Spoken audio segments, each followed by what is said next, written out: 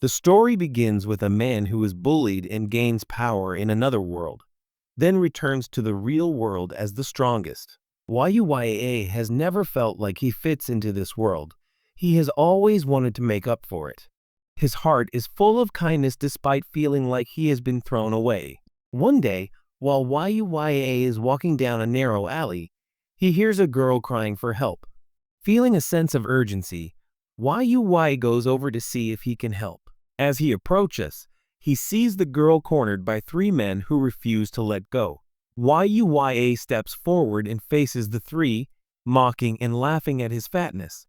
He stood his ground. He scolded her for their behavior, explaining that the woman was clearly distressed. They twisted her words, mocked her, and then gave her a violent blow. Soon, the police arrived and scared the bullies away, leaving YUYA lying on the ground. When the girl rushed to help, YUYA stood up alone and walked away.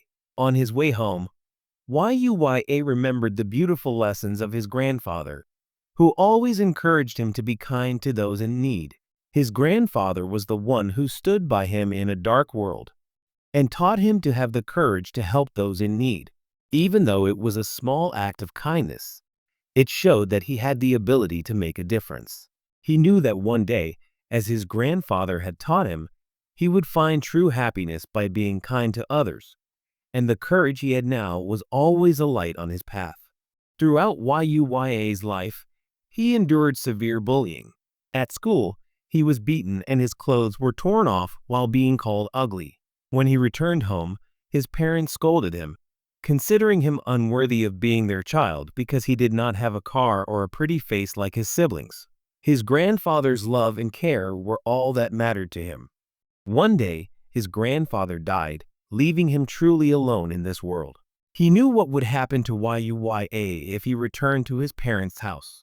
His parents wanted to inherit the house and savings his grandfather had left behind, but because it was from his grandfather, they postponed it, leaving YUYA as their own son. He lived alone and was forced to work to survive. The next day, YUYA attended his graduation at school and saw the bullies again. They left insulting notes in his notebook. When YUYA ran away, the bullies chased him and threw him to the ground. He begged them to stop and explained that he had to go to work.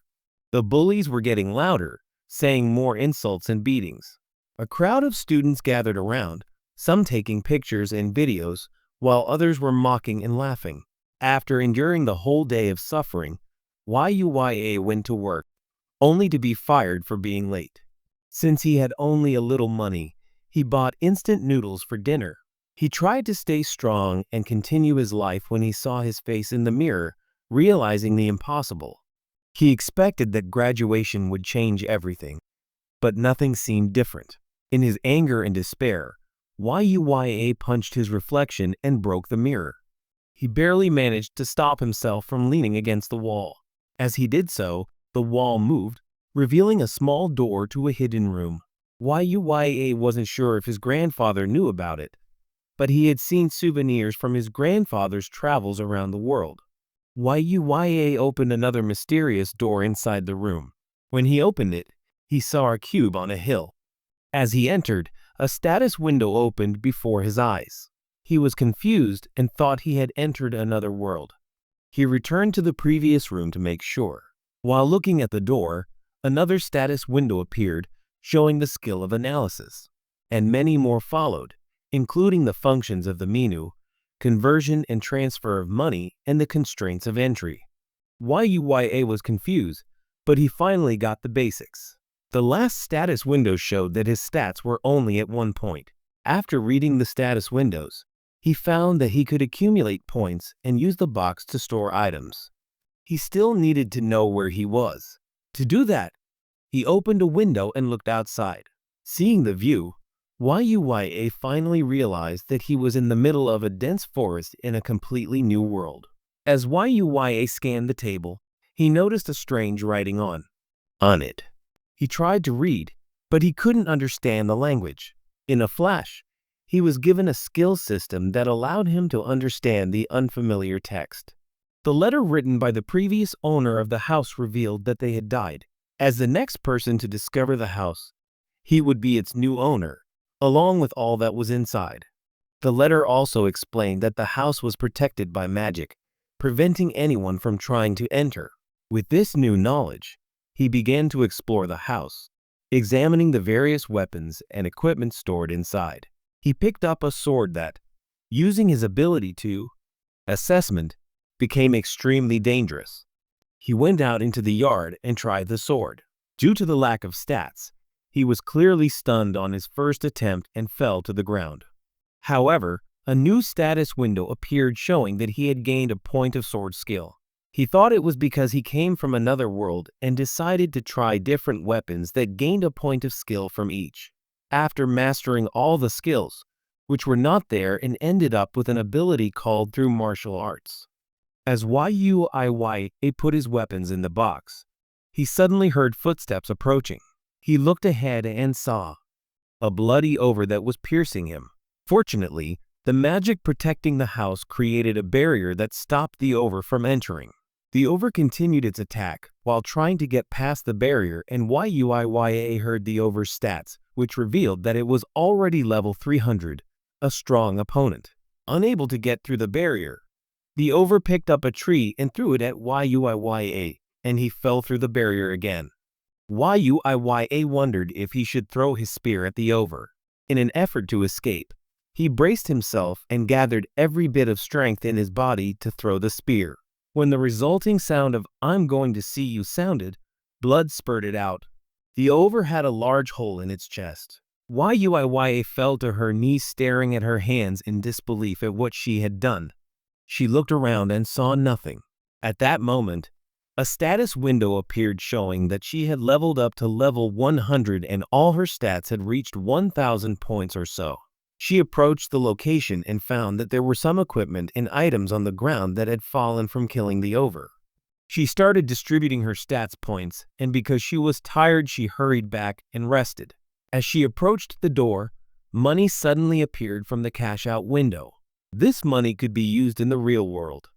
However, that night Yuiya had a nightmare. Her bones, muscles, and skin began to move all at once, causing her unbearable pain and only stopping when she lost consciousness. The next morning, when she looked at her chan, it was gone and replaced by a six-pack. While she was touching her face and eyebrows, she noticed that her clothes had grown and something had changed about her. She tried to look at herself in the mirror, but it was ruined and she didn't think much of it.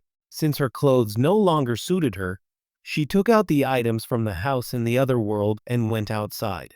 She discovered that the previous owner had brought vegetables, so she decided to keep a garden for them. Honor. Suddenly, the level 200 monster appeared and started to rush against the barrier, but this time it was Yuiya who was already Komodo. He pulled out his spear and quickly defeated the monster. Then he found some normal items, but luckily this time, because he got a rare item, and he immediately put on the new necklace. His level reached 150 and all his stats reached at least 2,000 points each. He went back and used the new cash-out money to buy a new uniform for his upcoming high school entrance. But until that day, Yuiya took care of the house in the new world, and when he ate vegetables, his stats increased even more. He was happy with his new days and thought about how sad he was to enter high school after being bullied all those years. But now, he had overcome it and became a master of the new world. He started training and improving his skills. He ate delicious food from monsters and was happy with his new life. However, the monsters didn't want to stop him, like the elite goblin. He put the items in the box and was ready for his new school. The next day, Yuiya was going to enter his new school and he didn't. He notices the years looking at him while talking about how handsome he is in the room, and his former bullies approach him. Togsisi trembles in fear and is confused about who he is. He reveals that he is the ugly kid they used to bully, but everyone's reaction is so intense. No one can believe the change. After class, Yuiya rushes to the bathroom to see his reflection. He is in front of his siblings, who are wondering how a loser who looks like him has changed. Just then a woman arrives. Yuiya asks who he is. but the woman introduces herself as Kaori, the one he saved in the past. Yuya asks how he got into his name. Kaori said that he was looking for him because he wanted to thank him. Kaori offered Yuya if he wanted to join Jose Academy, and Yuya knew it was a school for the super elite. It was known that Kaori was on the student council and his father was the chairman of the school. Yuya declined his offer, saying that he didn't think he was smart enough to join such a school.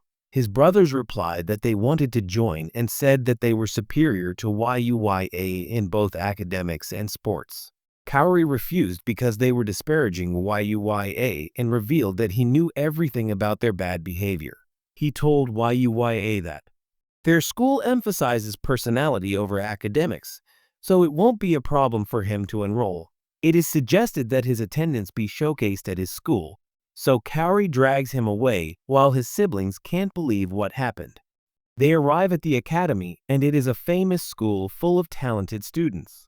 Raka meets the chairman, who is Tsukosa, who thanks him for enrolling his son.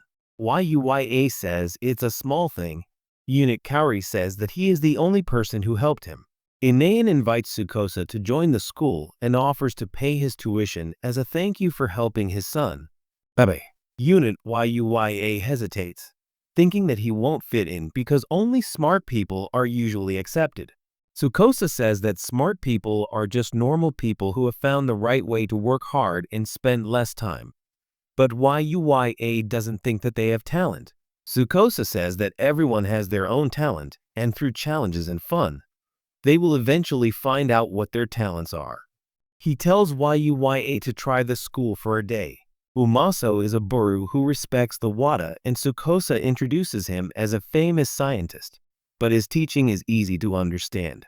Yuya is preparing for it was his first class, and he was worried, thinking that things couldn't get any worse than his first school. He was called and introduced himself. All the students stared at him in surprise, wondering what they were thinking. They were all impressed by his handsomeness. He sat in the back and shared a book with the girl next to him. Kaori wondered if Yuya was okay, and as the class continued, Yuya noticed that everyone was fine except for the students who were more active and focused on the discussion. During their break, a group of students were teasing Yuya, asking if he was an idol and if he had a girlfriend.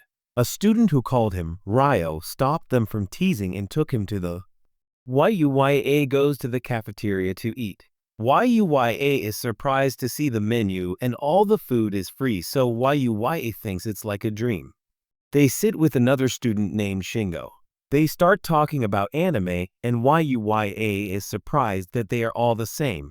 While Yuya eats, he notices that other students are looking at him because of his sooty uniform. Shingo asks him what club he joined, but Yuya says that he is not in the any club. Ryo is not in the any club, but this is because she is good at all kinds of sports and has a hard time choosing. Shingo reveals that she is part of the gaming club, and Yuya is surprised that he can bring a console to school. Shingo says that it's okay, as long as they don't play during class. As they talk about video games, Yuya becomes more comfortable with them. At the end of the day, he meets with Tsukosa and admits that he has had a good time. He is exhausted from how all the students are happy and treat him as an equal. When Tsukosa asks him if he wants to continue at the school, Yuya hesitates a bit. Tsukosa says that his value can only be decided by himself, so he thinks about it and decides to join the school. When he leaves the room, he catches up with Cory, who is thinking about joining the school. Yuya tells Cory of his decision and learned that he would stay. Cory invited Yuya to come with her after class, and they looked at some shops in a popular area. Yuya wondered if Kaori would go here with her friends. Kaori's Nabi said that she didn't go there often because people were hesitant about her family and her father, but her Nabi was different from Yuya. Yuya was nervous, so she asked him if he would go to the crab shop, and while looking at the prices, she learned that he had money from another world. The two of them were happy while eating, and Yuya wanted to try other flavors. She suddenly wondered if she could go back to being fat. She asked Kaori how she knew that her Yachiura was growing. Kaori's Nabi Muniat that even though he and Yuya were still together, He recognized her because her eyes still had the same shape. He invited Yuya to taste his food, so he tasted it even though he was shy. Yuya also invited and Kaori tasted it, while several girls watched the two of them.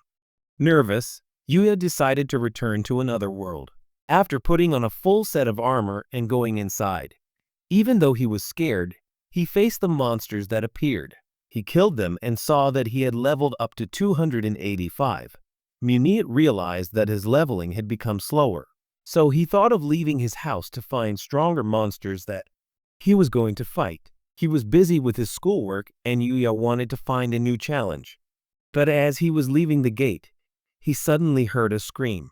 He grabbed his sword and rushed towards the scream.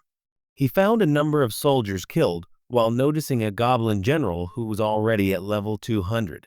Yuya could tell that this was delicate. However, he saw a woman behind him.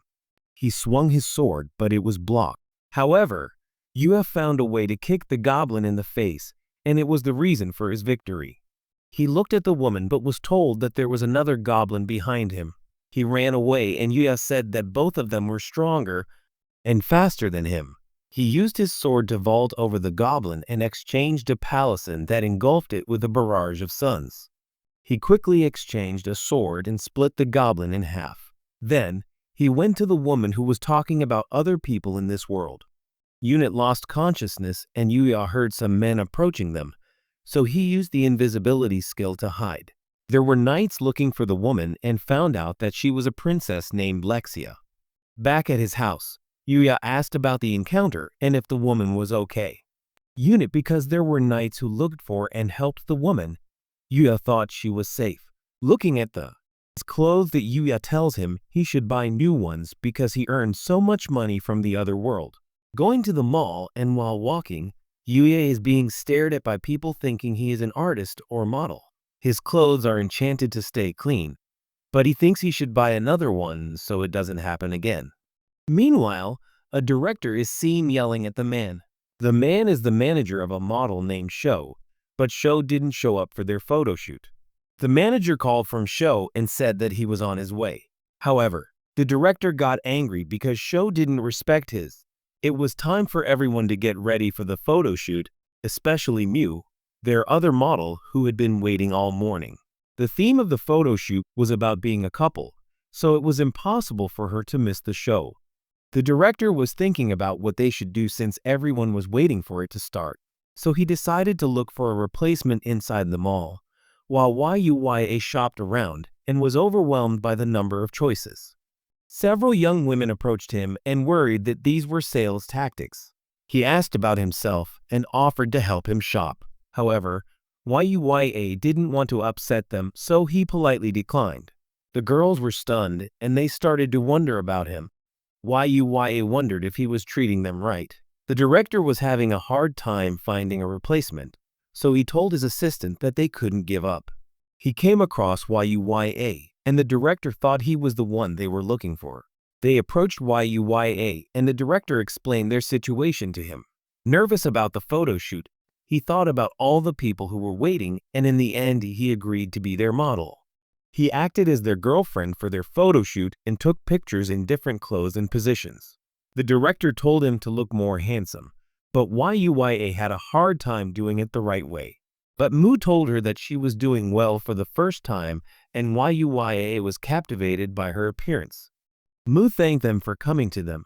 Yuya barely noticed her approach. The director saw that Yuya looked tough and they moved to their next location. Yuya praised Mu for being good even though they were the same age, so he was determined to give it his all. Mu grabbed her for the next photo shoot and Yuya panicked as she pushed him. The director told them to get closer to each other, so Mu hugged her and pushed her up, which made Yuya even more jealous, and the crowd started watching them. Meanwhile, in the other world, Princess Alexia can be seen thinking about how to save her. She read and went out, and her knights told her where she was going. She said that she would return to the dark forest to find the person who saved her life. But her knights said that it was impossible for anyone to live in that forest. But Alexia insisted that she was saved and that she should be grateful. Her knights warned her about the dangers that would come back to the dark forest. but she said that they were all with her this time, and they wondered who she inherited such reckless behavior from. Back at the mall, the photo shoot was over and YUYA was tired. Moo thanked her again, and YUYA suddenly choked on his drink. When Moo offered YUYA a wipe, YUYA was a little worried because he was sweaty and he couldn't use his clothes because they weren't his. YUYA thought about his modeling experience and thought Moo was amazing. Moo said that she was used to it and mentioned how she had made a lot of mistakes before. YUYA thought that this was the first time she had worn such trendy clothes because she hadn't had the chance in her past. YUYA asked why Moo started modeling, and Moo said that she wanted to be noticed because her parents were always away from her. After she got, Moo continued because there were people who made her happy, and she wanted to give happiness to the people who wanted to see her. Moo told her uncle that she could do the same and said that she should find her own peace and reminded her to just enjoy every moment. While they were talking, the director was taking pictures of them. But at that moment, Sho suddenly arrived and was excited to see her. He approached Moo, who said that he could continue with their photo shoot. He pushed her against the wall and wanted to invite Moo to have a drink, but Moo saw that Moo was uncomfortable.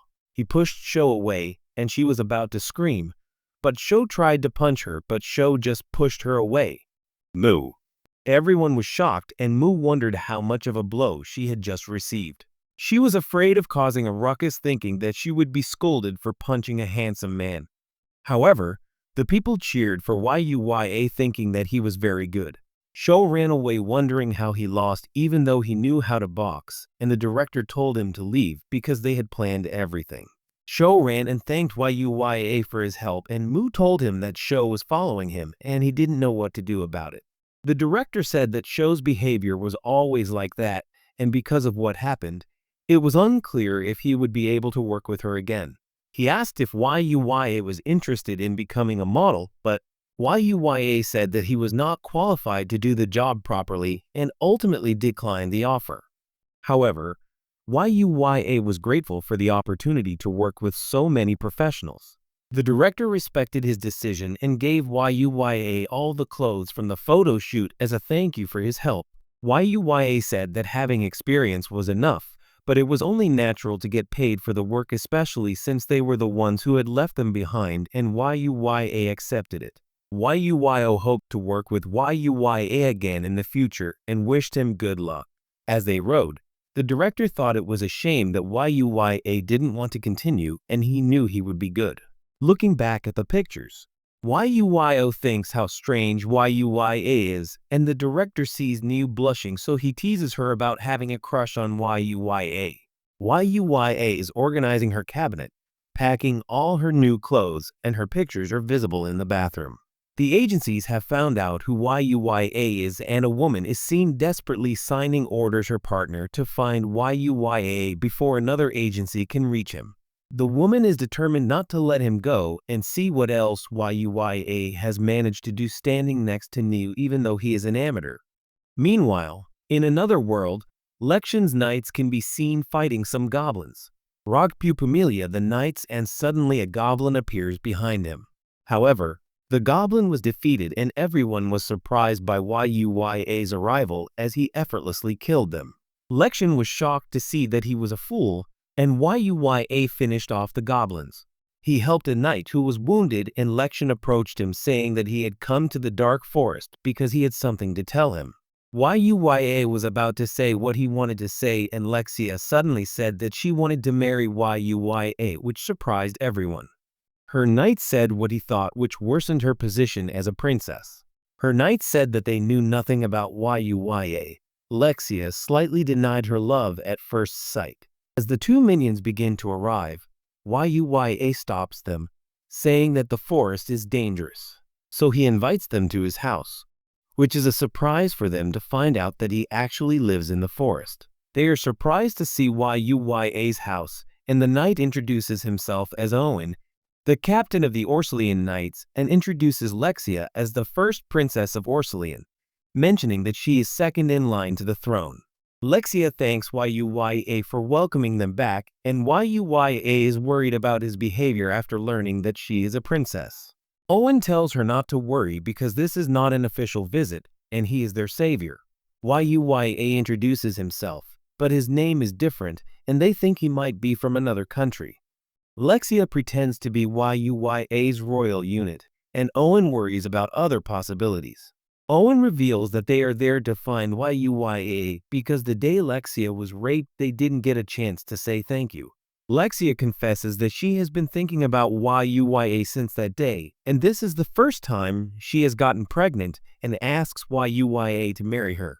Yuya is overwhelmed and thinks that the proposal was too sudden, which makes Lexia think that love is not easy. Thinking about every romance novel she has read, love must have obstacles because it would be boring if things were okay. So Lexia asked them to start out as friends. Yuya was a little nervous thinking about his past experiences, but agreed to be Lexia's friend. Owen mentioned that there was another reason why they were there, and that was that Harry wanted to visit him at the palace, so that he could also offer his gratitude in person. Yuya was hesitant, but Owen said that this was Harry's order, and he couldn't leave unless Yuya agreed, so he had no choice but to accept the invitation. Owen mentioned that the trip would take about 5 days, but Yuya thought it would interfere with starting his new school, so he asked to postpone the meeting. Owen's Nabi told him that they were happy to wait for him on the day of his arrival. They left and Lexia told him to prepare himself because she planned to win his heart the next time they met. Somewhere in Harry's capital, a man was seen reporting on their failed attempt on Lexia's life. A masked man found out that he had sent assassins to follow Lexia. They went to the dark forest and the assassins were killed by monsters. The masked man told him how Lexia had returned unarmed and the assassin warned him not to let her down again. He took off his mask, revealing a disfigured face, and found out that he is part of the royal family while Lexia is being bribed. Back at Yuya's house, he marks his calendar to see Harry. He puts on his new uniform and leaves to start his first day at school. Everyone stares at him as he walks by, thinking he is a famous model. Upon arrival, the director greets him and apologizes for not having time to talk. However, Yuya is told to just enjoy school. Yuya is introduced to the class as an official student and is seen smiling and happy to see him. At a soccer game, he meets a student named Roy. He scored a goal and all the girls cheered for him. Yuya watched from the sidelines admiring his skill and was approached by a girl named Kid. When he asked why Yuya wasn't joining the game, Yuya said that he didn't have a uniform for sports yet. Seeing Roy fighting against the opposing team, he just grabbed them and passed the ball to his teammate Akira. When Akira was about to score a goal, preparing to use his special move, he lost his head and kicked it directly at Kid. However, Yuya managed to stop him and scored a goal that surprised everyone. You can see how he moved so quickly. Kid's voice said that he was okay, but left him stunned and in disbelief. Akira came to apologize to the old man who would be his assistant. Kid just said that he was okay and refused. Akinario looked at Akira with disdain and thanked him for saving them both. Later, Kaori was seen on her way to gym class where the girls were talking about Yuya, thinking that he was like a prince. She told him. Nikiade recounted everything that had happened and the girls thought that Yuya must have a girlfriend because he was so handsome. But both Nakawari and Kai insisted that it had not been confirmed yet. During her next class, Yuya waved to Kawari who was already on the field and just then some men arrived on motorbikes. They sent around the girls waving their baseball bats and all the students looked at each other with interest. They knew the group as the Red Over, the most dangerous group in their area. Yuya recognized him and saw his brothers in the group. Kawari was a student at their school and Yuya's brother Yuta introduced him as the director's son. Kawari recognized the two and said that they were here to get back at him for belittling and accepting Yuya into Aussie Academy. Kawari warned them that the police were coming, but Yuya's brother Sora thought they still had time before they caught up, so they planned to kidnap Kawari as revenge. Kawari was surrounded by bad guys and Yuya wanted to save her. However, Yuya saw that his legs were shaking even though he had fought stronger opponents in another world. Yuya had emotional damage to deal with because of the bullies. His friends were worried about him while he was scared, but he managed to get past it. He opened the window and climbed out, surprising everyone because they were on the 4th floor. Yuya arrived unarmed. He shot them, and his former bully told him that it was time to teach him a lesson. He ordered his companions to send Yuya as well, but he easily avoided all their attacks and disarmed them all in an instant. His former bully tried to attack, but Yuya dodged and ended up in the back, aiming to knock Kaori down. However, a fat man named Amori stopped him. The man rushed at him, but Yuya didn't even move and threw him on the ground. Yuya went to see if Kaori was okay, but the gang leader was coming towards them. Yuya dodged, but he attacked again with his motorbike. Yuya jumped, and the gang leader lost control, which caused him to crash.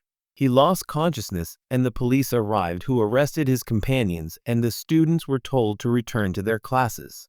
Yuya made sure that Kaori was okay and suddenly fell down, but Yuya and Yakap caught him. Meanwhile, Yuta thought that the Red Ogre was without Sylvie, but the gang leader suddenly choked him and blamed him for their situation.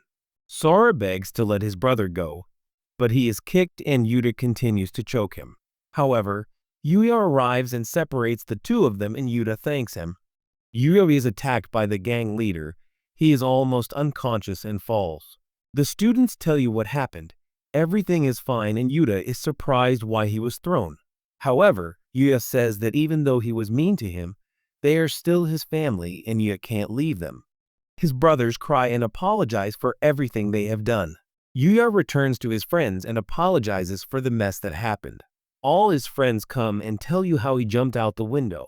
Yuya was about to go to another world to explore, when he was briefly reminded of a wizard named Owen, who told him that the Dark Forest was considered the most dangerous region in the land, with powerful monsters that could be destroyed with a single lung sod.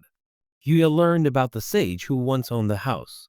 Yuya explored the forest and searched for stronger monsters to fight when he suddenly heard a scream and saw a dog being attacked by an orc. The dog was glowing with dark energy, but it was too weak to fight. Yuya observed from afar and learned that the orc was an orc king who was already at level 600, a powerful enemy with over 20,000 attack damage. Yuya thought he wouldn't have a chance, so he gave up on being rescued by the dog. Unit continued to beat the orc and stomp on the dog's body. Yuya couldn't resist leaving it alone, wondering what his grandfather would do, so he nodded his head in case he interrupted him. Yuya sent it here so believed it was defeated in an attack, and was raised after a long time of fighting to have the courage to end things so easily. Unit thought of the monster he defeated when he was level 1 and started to trick the sage into creating powerful weapons. Yuya's voice was heard, but the dog kept on barking at him. He gave it a potion and lost consciousness. However, he quickly healed the dog and it started to like Yuya. Yuya tried to talk to it and found it alone and had nowhere to go, so he offered to take it. The dog happily agreed, and Yuya suddenly acquired the skill of smelling it and made it a companion. He checked its stats and found out that it was a level 500 black fenner, and Iyuya was excited by what he saw. Iyuya thought of giving it a name and looked at its black fur. He decided to call it Night, which the dog happily defeated Iyuya. They returned to his house, and he looked at the drop items from the Orc King. There was an S-rank magic stone, a neat, a weapon and armor that the Ord King is said to be using it. The unit's gears are not usable by humans, but it is possible for them to be Mari forged. There is also a rare brush that has the ability to stimulate the growth of owls, but he used it for Knight. He checked his own stats and found that he was still level 235. It was surprising that he hadn't leveled up even though he had defeated a level 600 monster, but he thought he would do the leveling system eventually. Returning to the real world, he left Night at his house. As he entered the school, he asked his friends if there were any pet stores around that announced that he had adopted a dog. Kaidi was excited to hear this if he asked to see pictures, but was a little nervous. Yuya for being so close. Kaidi apologized, and Yuya said she didn't have any pictures because she didn't have a smartphone. Her friends thought Yuya was a bit strange for this. She just said she didn't need a smartphone. Her friends would mention the nearby pet shop, but they wouldn't be able to go with her after class. Anyway, Kaidi offered to come along. YUIYA thanked her for her help. Kaidi thought for a moment that it might be like a date, but she told YUIYA not to worry about it. When she got home, Knight ran to YUIYA and showed her the different things Kaidi had picked out from the store. She gave Knight the new color, and they went to get married. They went to the party where everyone was looking at YUIYA, thinking she looked cool and Knight was so cute. Then she met Corey, who introduced Knight to her. Corey held Knight and found out that she was kind and gentle while others thought they were a perfect couple. Corey asked YUIYA about Knight's fault, but she said she didn't know because she couldn't say it was a Fenwer. But Corey could tell that Knight was very kind and was happy that YUIYA had forgiven her. A young girl called YUIYA and found out that it was Moo, the model she had worked with before. Moo turns out to live nearby and goes to park to walk. YUIYA introduced each other and people were shocked to see him with another beautiful woman. They started to get more attention when people recognized Moo. However, Moo didn't want to cause a scene, so she left a little hoping to see YUIYA again. After Moo left, Corey asked if Moo was YUIYA's girlfriend. YUIYA suddenly said that she had only met her once and that she was nice to her, but Corey didn't agree with YUIYA. Suddenly, a woman screamed while a man ran with his bag. Corey didn't know what to do, and YUIYA told Knight to follow the man. They checked the old woman, and soon Knight returned, dragging the man away. YUIYA told Corey to call the police, but the man barely escaped and rushed to Corey to stop him. However, YUIYA intercepted him and easily disarmed him and knocked him to the ground. The people cheered YUIYA, thinking he was very good, and Corey was grateful for knocking him down. Soon, the police arrived and arrested the man while YUIYA returned to her house. She continued to explore deeper into the dark forest with Knight, and they encountered countless monsters. They encountered another orc. This time Knight showed off his skills, bit its neck, and finished it off alone. As they continued, they encountered a crystal deer that was already at level 630. YUIYA watched it while using the invisibility skill and saw that it had impressive magic stats. She was thinking about how to approach it, but it suddenly detected her even through her invisibility, so she didn't have time to think. It rushed at them, so the two separated. Knight tried to attack, but the deer used magic power to create an explosion to throw itself off. It made another attack, using water towards YUIYA, but she managed to avoid it. YUIYA thought they needed to work together, so she told Knight to make an opening for her. Knight quickly jumped around the deer. The deer retaliated with his magic power, causing countless explosions in the area. Fortunately, Knight managed to make an attack, and YUIA seized the opportunity to block it. She heard the drop items, and a box caught her attention as she examined it. It was a portable bath set that automatically stayed clean and had a privacy feature to prevent people from looking inside. YUIA was right about what she saw and decided to try it out. However, there were many feature settings to choose from. It was too dangerous to use in the middle of the forest, so he went back to his to relax with Knight. The next day, they fought a needle roller with a strange speed.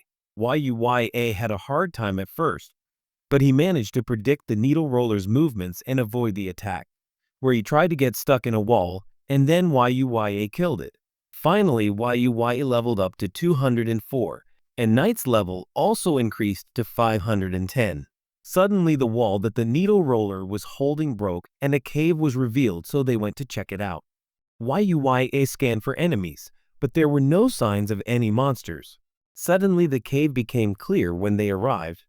They were in a larger room.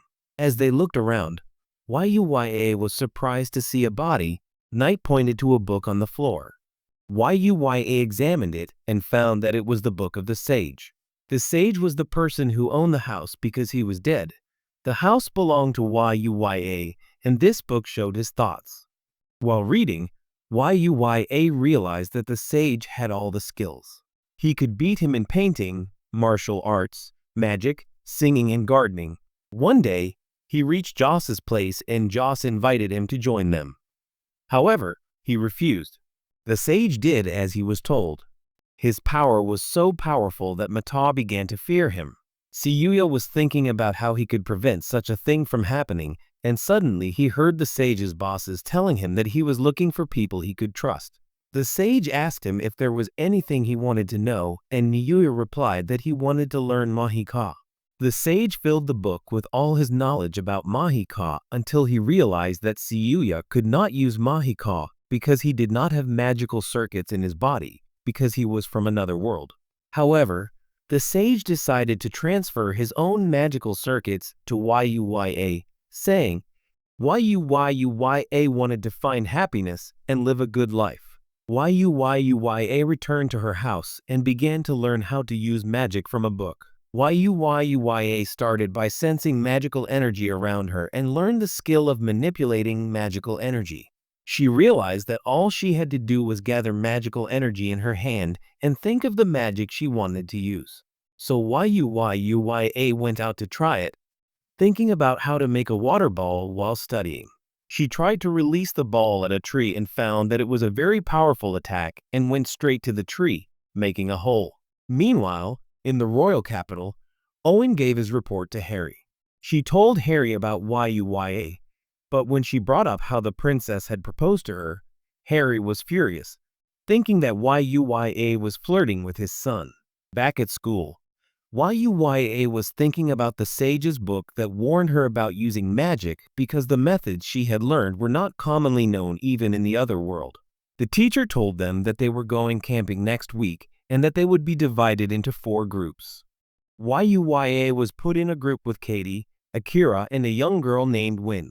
Katie was excited about the gift, but Yuya mentioned that she didn't have any camping equipment, so Katie tells everyone to choose. They head to the mall where Shingo is surprised to see Kari join them. Ryo also can't believe that Kari is Yuya's friend because most people don't approach him easily because he's the director's son. Kari tells them to just think of him as another student. Yuya asks where Kira is and Shingo mentions how he can't go. They go inside and help Yuya choose a backpack. Then they hang out and end up at an arcade. Shingo says he saw his favorite character in a crane game, but Nabi says he doesn't know anything about it. Yuya tells him that, try it, using his ability to see weaknesses. He found the weak spot and managed to win a test. Katie was surprised by a Yuya that was bitten by a cat, so he used his ability again and easily won. Yuya won premiums for all his friends. Kari's Nabi said that this was his first time at the arcade, and he thanked Yuya for his gift. The girls went to buy clothes so that the players could relax. The man and they went to the cafe to ask.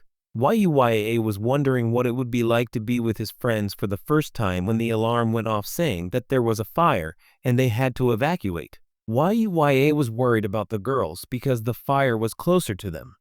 They reach the stairs, and Yuya asks the man if he saw his friends. Ryo receives a call from KID telling them that they are still upstairs. Yuya rushes up and down the stairs thinking about his friends and reaches the source of the fire. The sprinklers are not enough to put it out, so Yuya thinks it is time to use his magic. He covers his body with a layer of water, allowing him to run to the floor. The girls can be seen unconscious from the smoke as Yuya rushes to find them. Yuya manages to get to them in time and wonders if there are other people inside. He used his detection skill to scan the Busali, and it seemed that they were the only ones left. Yuya protected the girls with his magic, but the fire was getting worse, and he was worried that they would not be able to get out. Meanwhile, Scenario and Shingo watched from outside while telling the officials that their friends were still inside. But there was nothing they could do while the fire was still going on. Yuya ran to find the exit, but the roof collapsed, and while Yuya avoided it, Cory laughed at his gift. He reached for the pipe again and realized that there was no way out. So he used his magic to destroy the Busali and create his own exit. The Busali is the one who is the boss, but Yuya manages to get out with the girls. The girls are treated and Yuya is scolded by the firefighters for being careless. Corey's father arrives and thanks Yuya for saving his daughter again. Yuya then returns the Aderfin he took while there was a fire. Corey hugs her father, and Yuya wonders what a family can be like. But Yuya thinks there is no such person in his life.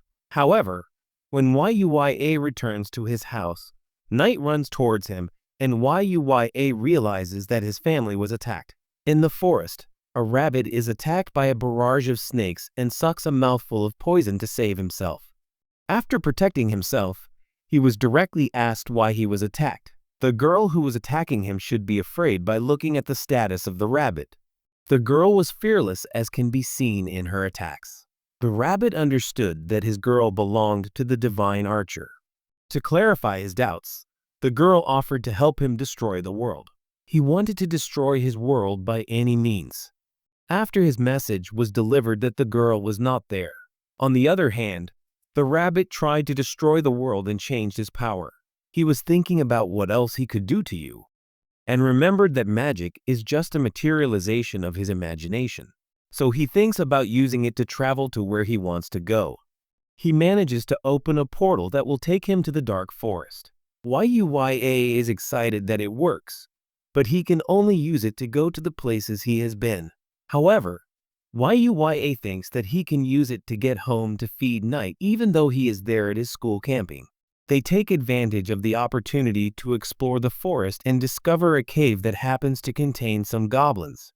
However, using the legendary sword, they are no match for Yuya, and they find rare items. And they stored all of this using Niyuya's ability, and he thought that their teamwork with Knight had improved. They left the cave and Niyuya thought that they should go home. But Knight was crouching down and wanted to continue in the forest.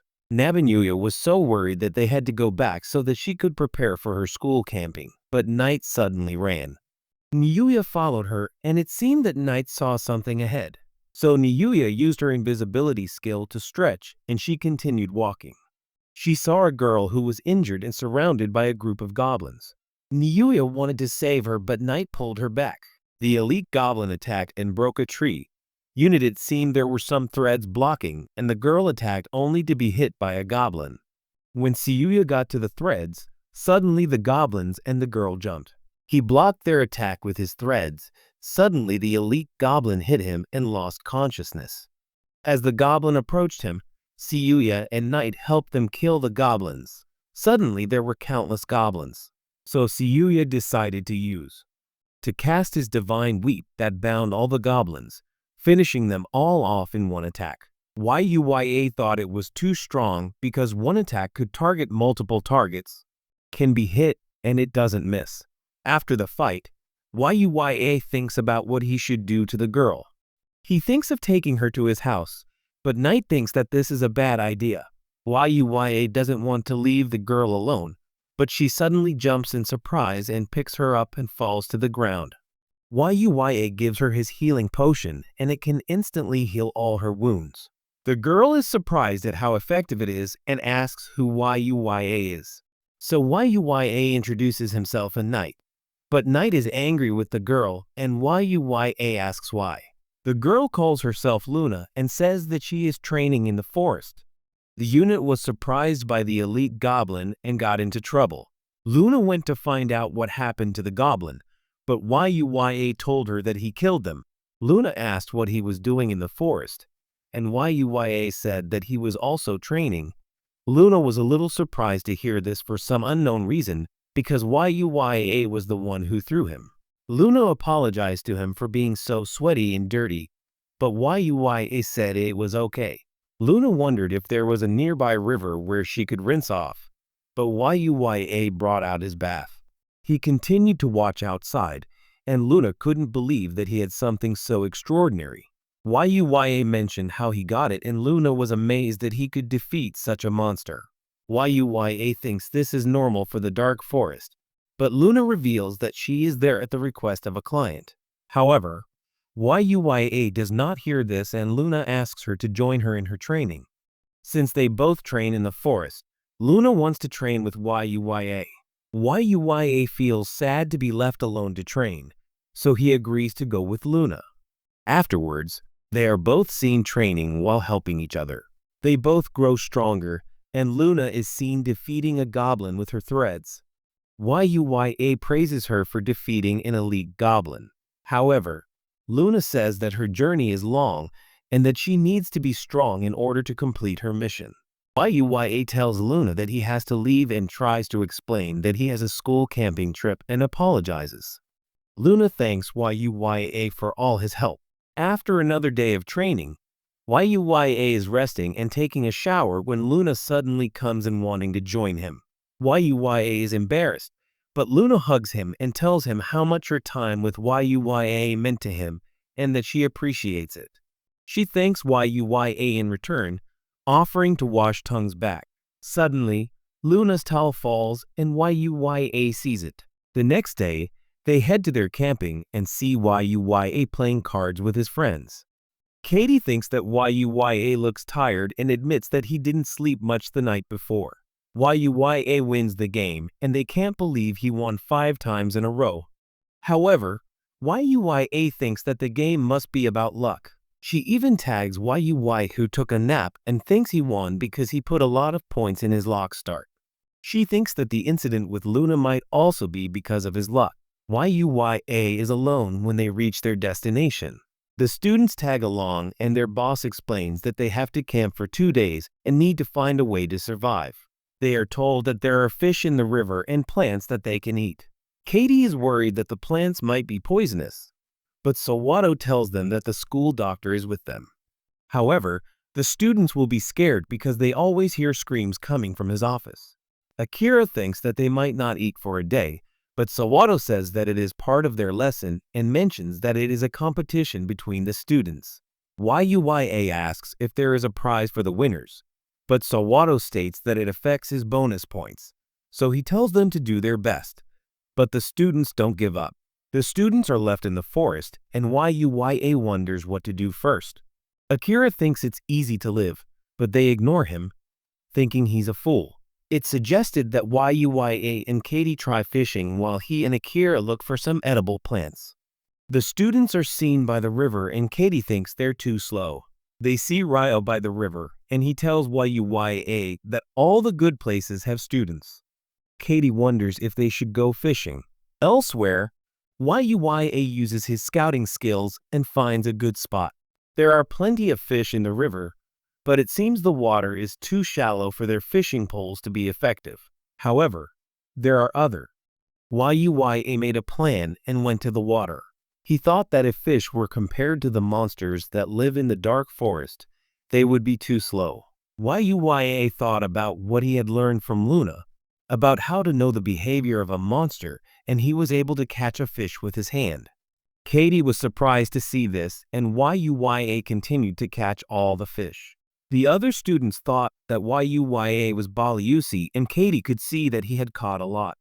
YUYA felt like he was being fooled and thought of thanking Luna for her advice. Meanwhile, in the dark part of a town, there was a shop full of games. Luna got her yarn, all the heads of the game, and he mentioned that his power has grown stronger. Luna remembers her time with YUYA and realizes that he is an assassin who kills since he was a child.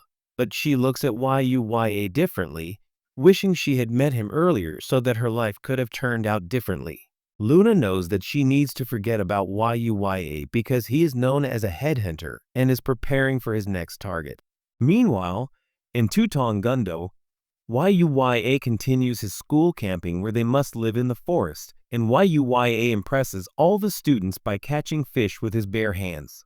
YUYA and Kai Desiren go and show her their fish, and Rin is shocked to hear that YUYA caught them all, fish using only his hands. YUYA was shocked to see what happened to Akira, who was lying on the ground, and Akira complained that they had used him to test if the snakes were poisonous and used him as bait to attract the bears. YUYA was worried about Akira, checking his stats to see if he was poisoned.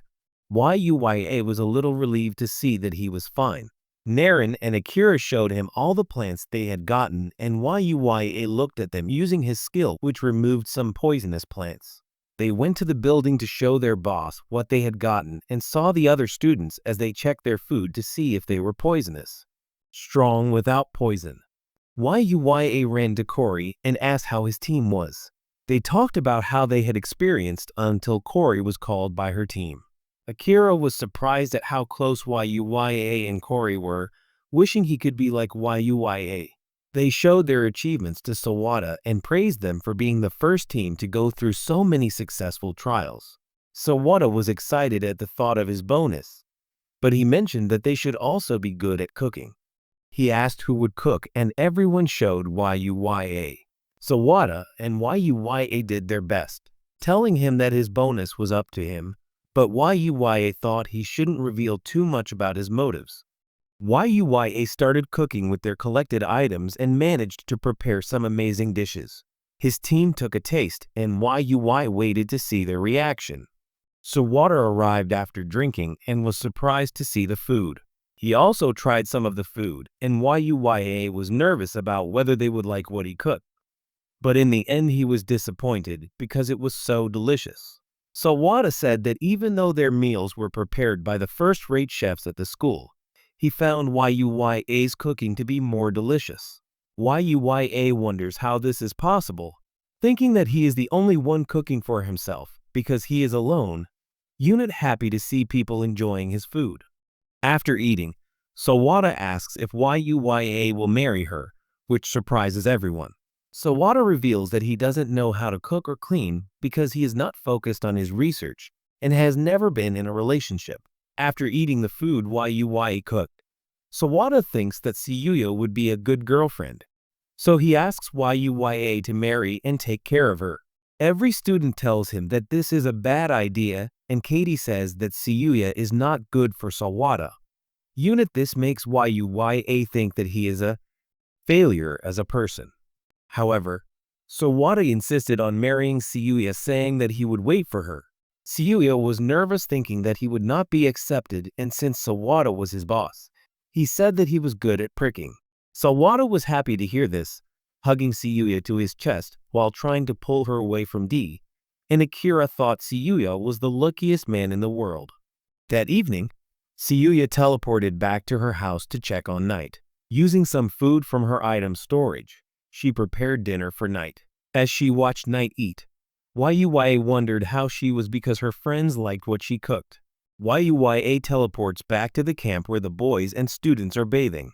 Everyone is looking at him, and YUYA wonders what's going on.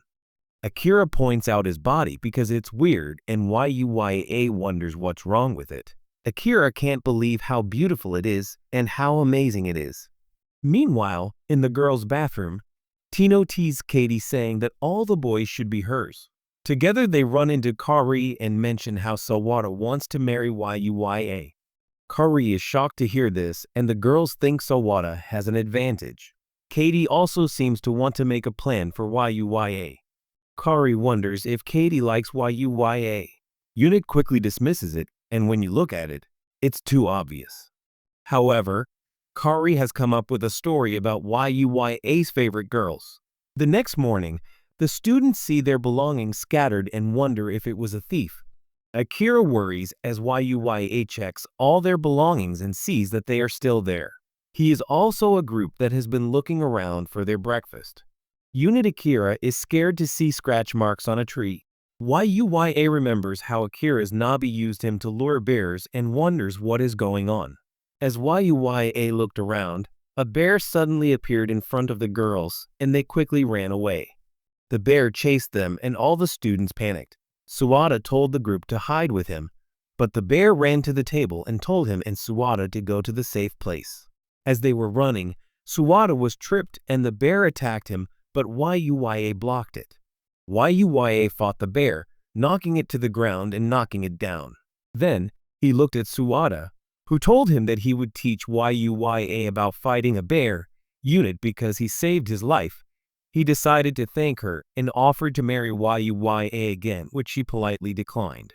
YUYA asks what will happen to the bear, and Corey explains that they will accept it as a guard at the school. If the humans attack it again, it will eat them, and it seems that the bear will understand this. The problem is resolved and their school camping is over. Back at his house, YUYA is scheduled to meet the king in the other world with Lexio to bury YUYA. However, YUYA encounters a group of monsters in the forest and he thinks it would be bad if Lexio's group and the monsters meet, so he decides to kill them. Knight rushes at a monster and YUYA throws his spear at it, but it is too late, so he changes to a hammer which defeats the monster. After the fight, YUYA attacks the sage's weapons. The monster drops a beautiful helmet and Tuniuya tries it, but a strange rabbit is seen watching him, thinking it's the one he's looking for. As Lexio's group approach us, Owen is surprised to see YUYA and realizes that it's because of his helmet, so he quickly takes it off and they are happy to see him again. They ask YUYA if he's ready to meet Harry and formally invite him to join them in the palace. Knight jumps just as Lexio is about to fall, and YUYA smashes it in half. YUYA senses the threads Luna used and realizes that Knight is protecting Princess Alexia. Owen tells him what's going on and Luna sees, cursing himself for failing. Unit while trying to escape, YUYA attacked him and knocked him unconscious. YUYA was shocked to see that it was Luna and Lexia came to him to ask who Luna was. YUYA told Alexia that Luna was the one who tried to attack him and Knight was shocked to know everything. YUYA insisted on healing his wounds and taking him to his house to ask what was going on. Because YUYA did not want to believe that Luna was a bad person, Lexia granted his request, while Owen rushed over telling Lexia not to run alone. However, Lexia told Owen that she would visit YUYA's house. YUYA asks if he's sure and Lexia says she's also curious about why he was attacked and doubts YUYA's relationship with Luna. So YUYA decides to use his teleportation to get back faster and Owen is left behind. Lexia is surprised by the teleportation and they wait for Luna to wake up. YUYA explains how he met Luna in the forest and how they trained together, but Lexia is more interested in a teleportation spell that YUYA used to get back home. YUYA says he thought he was using magic for transportation, and he just did it. Lexi can't believe it and tells him that teleportation magic is considered something from a fairy tale and has never been seen before. Anyone who is in the group uses it. Lexi warns YUYA that if anyone finds out that she's using the teleportation spell, it could lead to a war, so she pretends that YUYA will not use it in front of people without telling anyone. Lexi suddenly calls Luna, asking her how long she plans to pretend to be asleep. Luna wakes up, realizing that she is awake, and Lexi notices or how YUYA knows that she is pretending, but YUYA is kind and playful. Lexi asks her about her past, but Luna thinks it is pointless and tells Lexi that she is just tired. But YUYA also asks about her life, so Luna explains how she became an orphan who scavenges for food in the trash to survive. Luna is taken in by a man and taught how to read and write, including the methods of killing, and joins the Dark Guild. YUYA is considering joining the Dark Guild and Lexi explains that it is an organization responsible for committing all kinds of crimes. Luna tells how she has completed countless murders and is known as a headhunter. Lexi is shocked to hear this and the name headhunter. YUYA wonders why everyone knows about it, and she realizes that is why she was aggressive towards Luna in the first place. Luna reveals her job is to kill. Lexi, now that she has failed, her death is guaranteed, because she can either die or the Dark Guild will send assassins for her. YUYA is worried about Luna, but Luna wonders why she cares since they were only together for a short time. But YUYA says that even if that time was short, it means a lot to him. So the one who teased Luna is a friend. Luna thinks that everyone is looking for her, but Lexi stops her and tells Luna to just work for her and be a maid. Luna is shocked by what Lexi says and Lexi explains that since only she and YUYA know about the assassination attempt, they can hide it, and if Luna is watching over Lexi, it will be harder for the Dark Guild to get Luna. Luna thinks Lexi is crazy for saying she is a criminal, thinking about all the people she has killed and her hands are stained with blood. However, Lexi tells her that she has beautiful hands that wonder how they became soft, and Luna says it is because of Yuya's bath. Luna continues to refuse, but Lexi tells her that it is because she is a failure. She has to follow Lexi's orders, and Luna has no choice but to see Owen while she and her knights are running away from the goblins. Her men can't continue, so they are forced to retreat and leave Lexi's protection to Yuya. Luna can't believe what happened, thinking that Lexi is a tyrant. Munit as her first order, she demands to hear more about Yuya's bath. Luna explains that Yuya has a unique item that can turn the bath into a bath and helps restore strength. Munit, it also has positive effects on beauty. Lexi thinks it looks unbelievable and demands to use it. She decides to take a bath with Luna, inviting Yuya to join them too. Munit Yuya refuses, and Lexi calls it a nuisance. The girls enjoy the bath together and find it relaxing. Munit suddenly asks if Luna likes Yuya, and Luna's nobby that they are just friends. Lexi's nobby, or that she can say that she likes Yuya. Luna briefly mentioned this, telling her that she was just imagining things. So Lexi mentioned her plan to marry Yuya, and Luna opposed her idea. Lexi's nobby said that she had no problem if she and Yuya were just friends, and Luna was unsure of her feelings. Then suddenly Lexi made a declaration of war, saying that she loved Yuya and that she would win if she could marry him. Luna was shocked to hear this, but at the thought of Yuya being taken by Lexi, Luna accepted the fight and wanted Yuya for herself. Lexi declared at that moment that Luna would be her guard and her rival. After they took a bath, Yuya thought they should make dinner. Lexi was trying to cook, but she struggled to cut a potato and the knife almost fell out of her hand, causing an accident. However, Yuya decided to cook instead after the girls found out that the food was delicious and that Lexi and Yuya were friends. Luna got jealous when she saw this and begged Yuya to feed her, saying that she had difficulty moving because her wounds had not healed. Yuya thought about how hurt she was and agreed to her kindness. Luna smiled at Lexian, who became jealous and asked Yuya to warm her up. Yuya told Lexian that she was not hurt, but Lexi used her power to not only princess to tell Yuya, and she had no choice but to follow. By nightfall, the girls were sleeping together and Yuya was tired, but she thought it was a good time. The next day, Yuya met her again with her knights, and Yuya apologized for leaving her. Yuya asked who Yuya was with and reintroduced Nate. Yuya thanked Yuya for rescuing Lexian the day before and only said about Luna's identity. Lexian secretly explained how Luna became an assassin who had tried to kill her, but Luna would now work as Lexian's bodyguard. Everyone was shocked to hear this, and Luna wondered how easily Lexian had trusted her secret. Owen's knights surrounded Luna until Lexian told them to stop. However, Owen refused, saying that Luna could not be trusted, but Lexian mentioned how they had slept together, and Owen finally gave in, saying that they would keep an eye on Luna. Yuya suddenly spoke up, saying that she would not be able to join them at the palace because of the extra day they had been separated, and that she did not have time to travel. Thinking that she had to go back to school, Owen told her to visit whenever she had a chance and told her that she could follow the road to a place where she could get directions to the capital. Lexi warned Yuya, telling her to visit as soon as possible. Suddenly, Luna rushed back and kissed Yuya, who thanked her for everything she had done. Lexian swallowed, asking her to come back and kiss Yuya. Owen pretended not to hear her and continued their flirting. Yuya thought about the kiss and wondered if Luna liked him.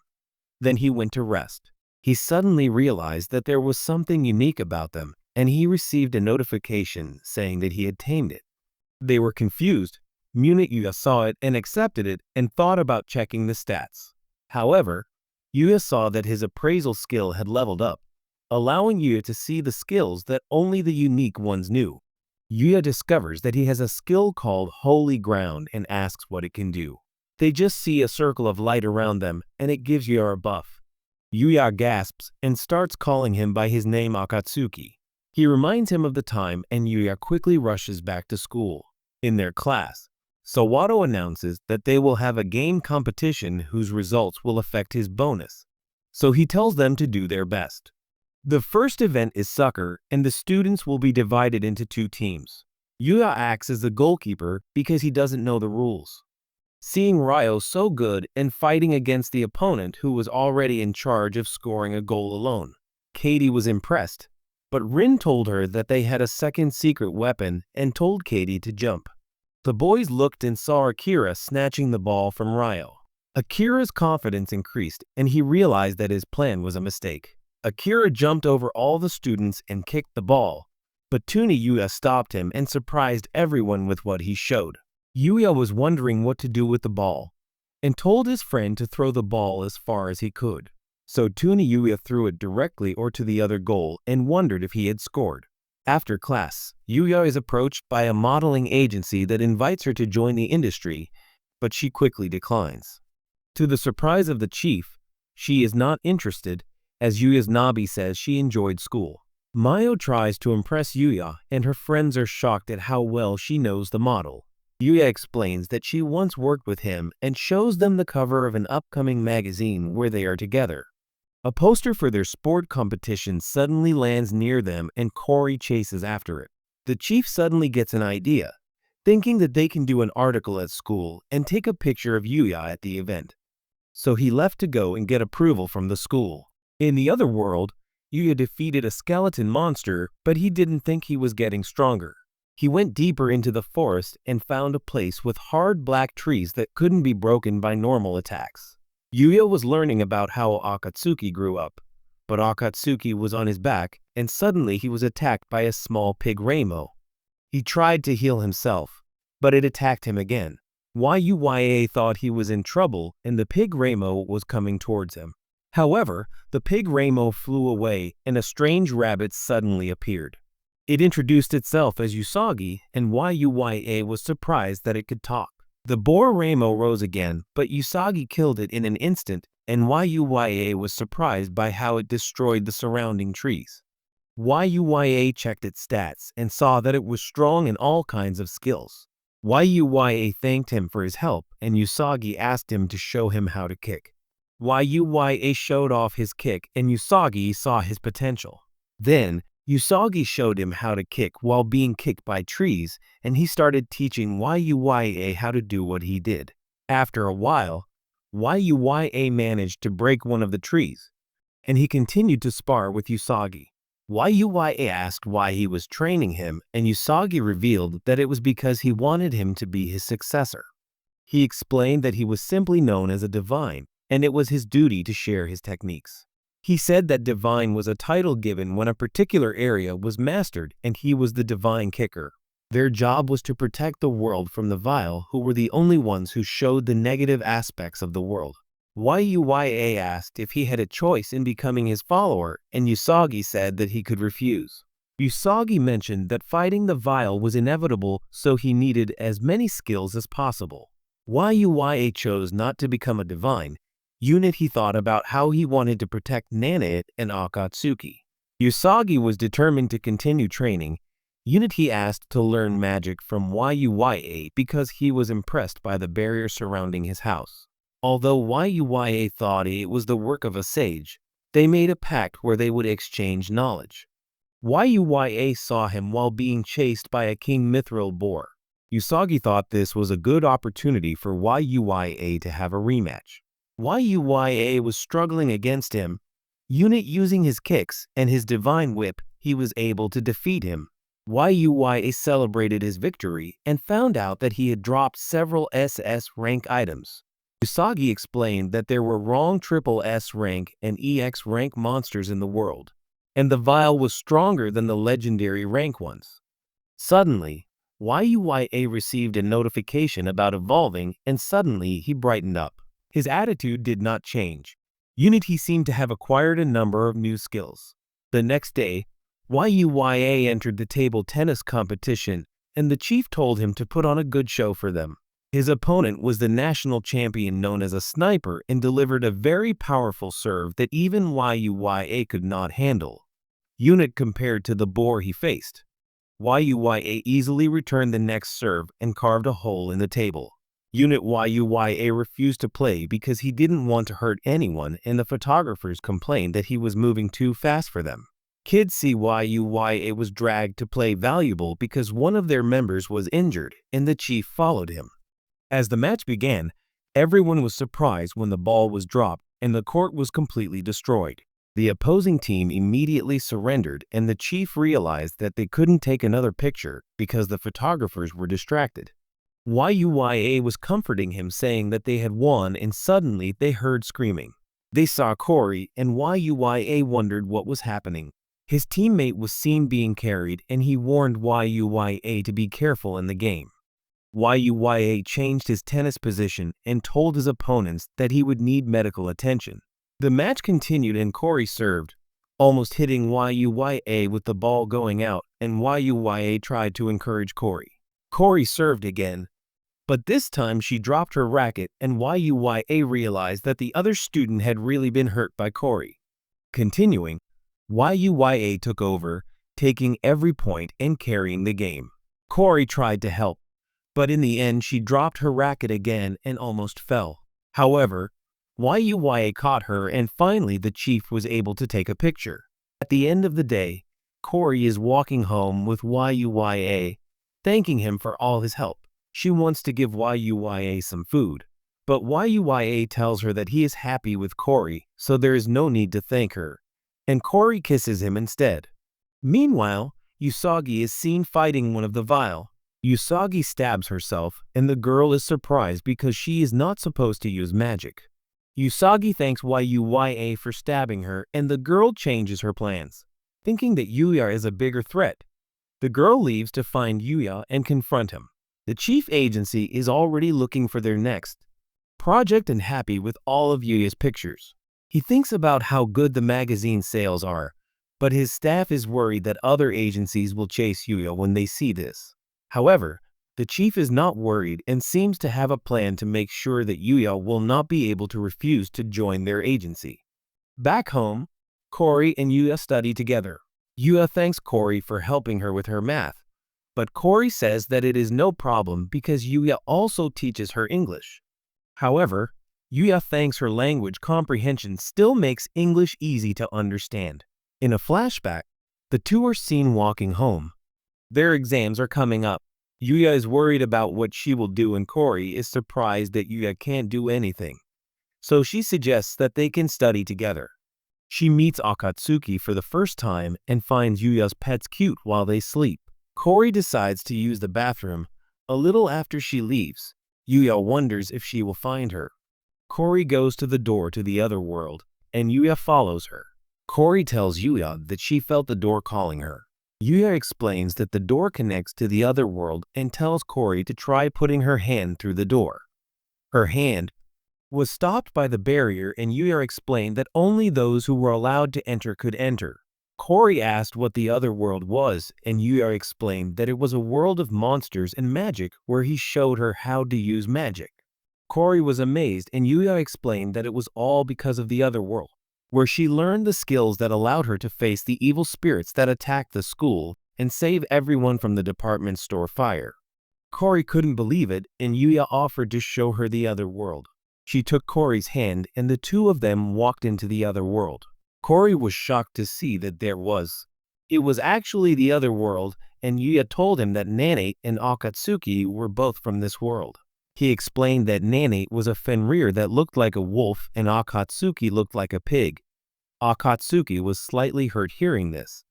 Corey's status window suddenly appeared, and Yuya explained that the abilities in this world were represented by stats. Yuya was surprised to see that Corey's stats were higher than when she started, remembering how she only gained 1 point in each of her stats. Yuya explained how she leveled up in this world and how her Hachura completely changed. So she felt like she had cheated, and that everyone wouldn't accept her if she didn't.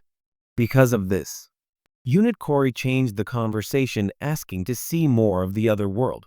Yuya mentioned that it was dangerous outside her house. Unit agreed to show it another time. When Corey told Yuya and Yuya asked to keep her secret, Corey felt that they had a special relationship, and she felt closer to Yuya. In the capital, Lexia returned to the palace, and the king wondered why Yuya was not with them.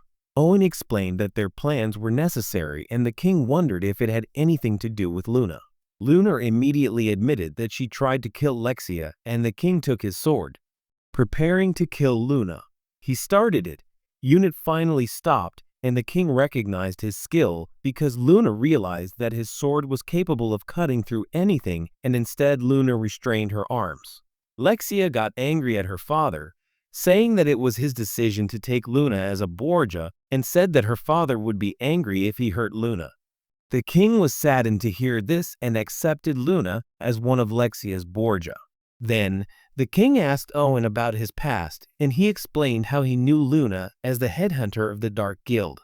The king wondered how things would turn out with Yuya, and Owen explained that Yuya was the one who captured Luna, and how he brought Luna and Lexia back to his house. When the king heard how Lexia had stayed at a man's house, he began to think about how he wanted to stab Yuya. Owen told him that nothing had happened. The king said that he couldn't be sure because he wasn't there. Meanwhile, a masked man who once tried to kill Lexia is seen. He is said to be the first Principe Rhaegar, and his men tell about how a supporting noble took Luna to kill Lexia. This is because of the failure because of Yuya, and Luna became Lexia's guard. His men also mentioned how Yuya was invited to the palace, and this gave Rhaegar an idea. He gave it to His weapon is a magical barrier that can nullify all magic in its vicinity. It will render all magic users powerless by Harry's guards, and the only people they have to deal with are Sienna and Luna. His team is worried that they will be discovered if their plan fails. Although Rhaegar thinks they might attack Yuya if he visits. Yuya gets an extra day off after the school competition, so he prepares to visit the capital. Yuya attacks some monsters that give him several items, including a rare item that grants a magical sleeping experience. Yuya heads to a nearby town and is surprised to see someone. Cat lady in this world. He went to a guild to trade because he didn't have any money. The master found out his name was strange and didn't know where he came from. Yuya explained that he was only from a small island, and the master thought he was a nobleman based on his appearance. Yuya's Nabi told him to be a normal guy, but the master didn't believe him. The master asked what he wanted to sell, and was surprised to see Yuya's box. Yuya took out the peppers, and the master was immediately amazed by the box. He examined the peppers and found that they were the highest quality he had ever seen. But Yuya thought they were ordinary pepper from the local shop. The master offered to buy all of this for the price of the gold barilla, and Yuya wondered if there were many bags, admitting that he did not know the value of money in the world. The master explained that an average family could only live on 5 gold bars for a year, so the gold barilla was enough to last a family for 2 years. The master also gave him a guild card that could be used for identification, and Yuya asked how to get to the capital. The master told him about the stagecoach that went to the capital, and when he got there, Yuya was amazed by the number of people. Akatsuki pointed out the palace, and Yuya began to get scared, thinking that he went to the palace and met Owen. Owen told Yuya that they went straight to see the king, and Yuya was scared, thinking that he was not ready yet. But Owen told him not to worry because it was only a few years ago. He saw Lexia and Luna waiting inside the room, and Yuya paid his respects to the king. The king immediately told how Lexia proposed to Yuya and started to get angry, thinking that Yuya was flirting with his daughter, but Owen calmed him down. The king was not surprised because Yuya did not bring a gift for Lexia. So Yuya showed him the sheepskin he got from the sheep. Lexia was shocked to see this, but the king was angry, thinking that his daughter was trying to seduce him. Son right in front of him. Owen tried to stop the king, saying that Yuya didn't know their customs, and Yuya wondered what was going on. Lexia explained that giving a bed as a gift meant that you wanted to marry that person and share the bed. Yuya realized that he had made a mistake, and the king was preparing to stab Yuya when suddenly the assassins attacked them. The king ordered his guards to attack, when a man activated a magic ceiling barrier that stopped the arrows. The assassins rushed at them, but YUYA just beat them up with night and quickly defeated them. Lexia would cap him while praising. Luna tried to pull him away while YUYA glared at him. Owen discovered a particular emblem on one of the assassins, and they learned the first principle that Rager was the one who was behind the attack. The news of the attack spread among the guards, and it seemed that the king was separated from his room. YUYA was wondering what to do and saw Owen asking for his help to keep Lexia safe. So YUYA looked for Lexia, who was hesitant to enter her room, but Lexia suddenly came out and suggested that they take a tour of the capital since this was YUYA's first time there. Luna explained her situation to him. Lexia's reason was that if her brother attacked the assassins, she would give away her own location. Luna agrees with her assessment, although she knows that Lexia is really just trying to get out.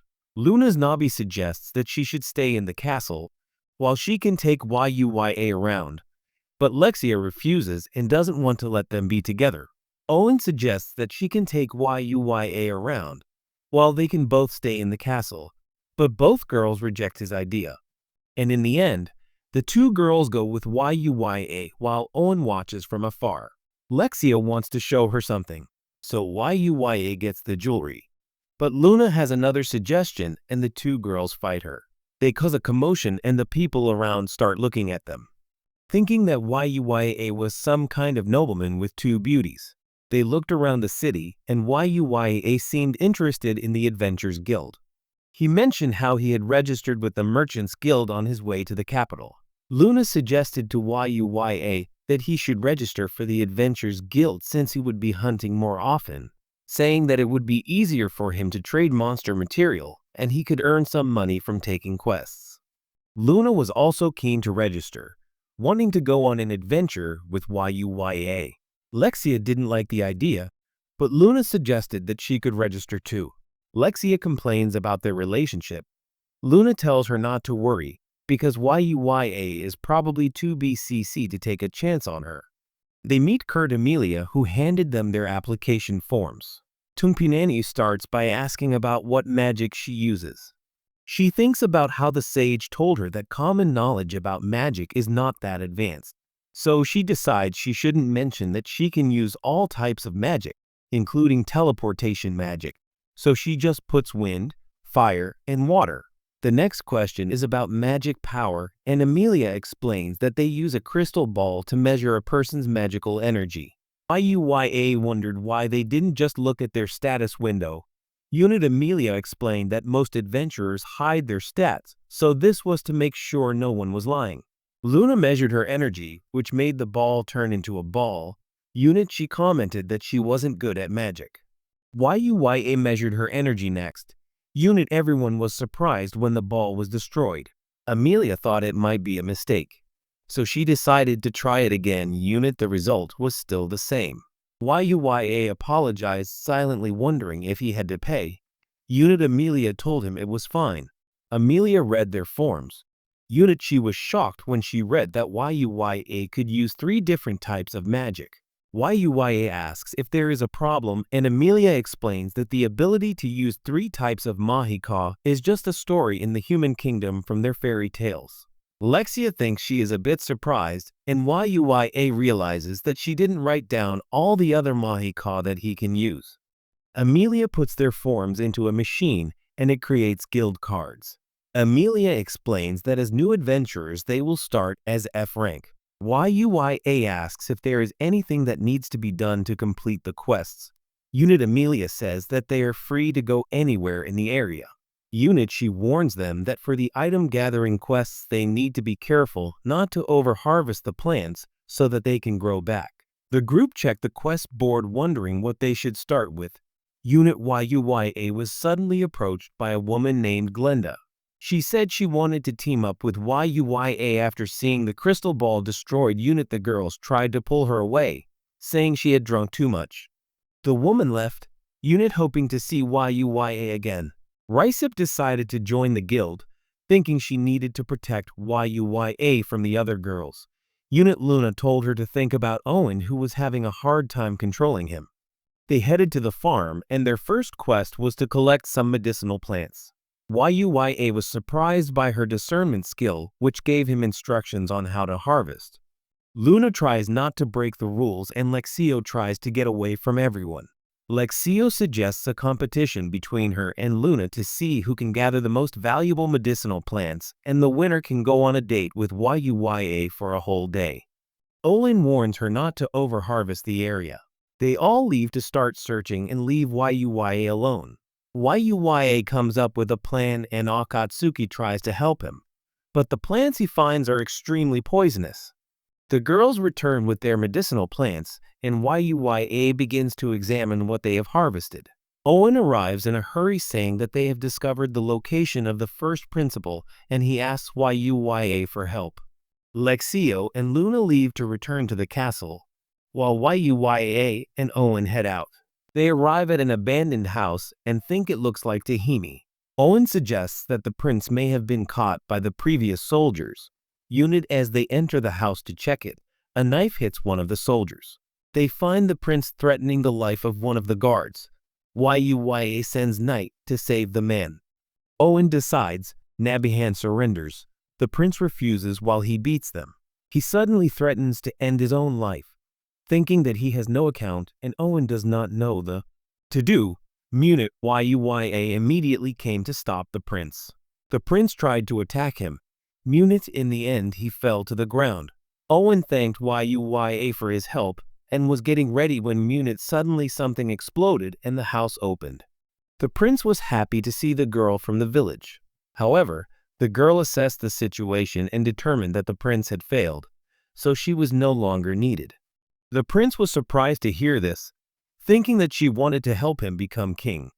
Munit the girl revealed her real plan to use him to start wars and kill many people until the prince realized that he had been tricked and the girl was preparing to cover her life. She tried to avoid him, but suddenly she was hit by an arrow. Yuya wondered where the arrow came from, but the girl started to attack with more arrows. Owen wondered what he wanted, and the girl revealed that she was trying to wipe out all of humanity. The knights were fighting with arrows, and it seemed that the girl was also able to know their movements. The girl was about to finish them off, but Yuya used her magic power to remove all the arrows. Owen thanked her for sparing their lives, and the girl realized that it was Yuya she was chasing. He wanted to fight Yuya, but he noticed that his power was running out, so he tried to escape. The principal was brought, but Yuya was left wondering about the girl's identity. Rager was brought before Harry, and the guards removed his mascara and clothes, revealing his body covered in scars. It was difficult for Nilexia to look at him, and she found out that Nilexia was really responsible for his injuries because she once lost control of her magic and she was trapped by it.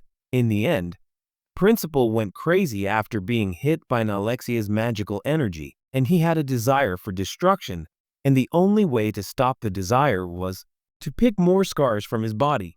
He blames Harry for not helping him and isolates him from the public because he is no longer worthy of being the first principal. He treats him like nothing, and Yuya can relate. Rager just wants his suffering to end and begs to be killed. Yuya reluctantly intervenes, saying he might be able to help, and he takes out what Rager tried to fight at first. First his scars, then healed.